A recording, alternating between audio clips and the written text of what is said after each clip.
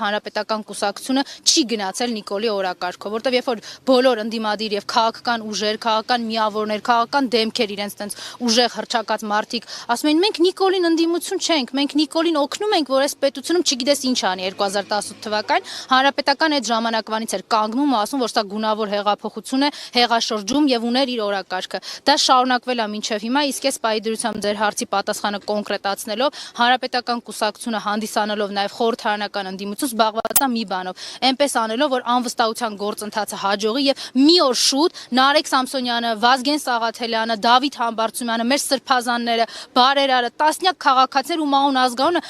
ամոթ է, բայց ես հիմա չեմ կարող ձեզ ասել, որտեվ իրենք տասնյակներով են մարդիկ, ովքեր կոմենտի, ստատուսի, իրենց քաղաքացիական դիրքորոշման համար հայտնվել են բանտերում ու մենք նույնիսկ իրենց չգիտենք էլ։ Մենք փորձում ենք այնպես անել, որ օր առաջ այդ մարդիկ ազատվեն, իսկ իրենց ազատումը մեր երկրի ազատագրումը կապված ամենակ Նիկոլի վռնդելով։ Ինքը հրաժարական չի տալու։ Մենք փորձում ենք իմպիչմենտի գործընթացով իրեն ստիպել, որ ինքը գնա։ Հարգելի հետևողներ, Դավիթ Ֆիդանյանը